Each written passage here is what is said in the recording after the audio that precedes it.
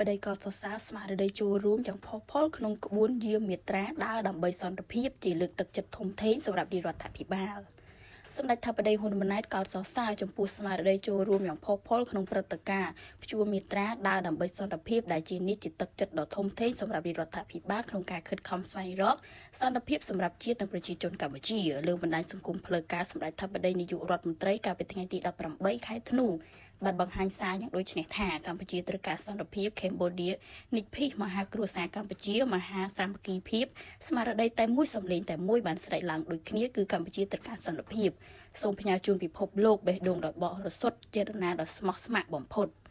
បើតាមបណ្ដាញសង្គមសម្ដេចថាបតីមហាកម្លាំងសាមគ្គីប្រជាជាតិខ្មែរមកពីគ្រប់មជ្ឈដ្ឋានគ្រប់និកាយនយោបាយសាសនាបានជួបជុំគ្នាក្រោមស្មារតីខ្មែរតែមួយដើម្បីធ្វើព្យួរនេត្រាដើរដើម្បីសន្តិភាពរបស់មហាគ្រួសារខ្មែរបានផ្ដើមចេញពី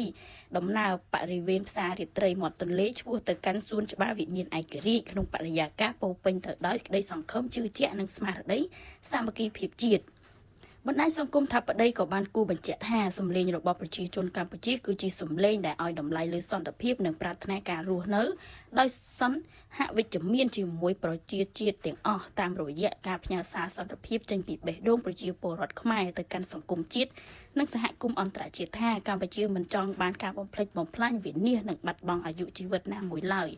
ទោះបីក្នុងកលៈទេសៈឬបរិបទណាក៏ដោយជាមួយគ្នាសម្ដេចថាបតីនាយករដ្ឋមន្ត្រីសូមកោតសរសើរនិងថ្លែងអំណរគុណចំពោះស្មារតីចូលរួមយ៉ាងផុសផុលដែលនេះជាទឹកចិត្តដ៏ធំធេងសម្រាប់រដ្ឋាភិបាលក្នុងការខិតខំស្វែងរកសន្តិភាពសម្រាប់ជាតិនិងប្រជាជនកម្ពុជាសូមអរគុណដល់សហព័ន្ធយុវជនកម្ពុជាដែលបានចូលរួមរៀបចំកម្មវិធីដោយមានសារៈសំខាន់នេះដើម្បីផ្ដល់ឱកាសឲ្យមហាជនគ្រួសារចូលរួមនិងសម្ដែងមតិក្នុងការចង់បានសន្តិភាព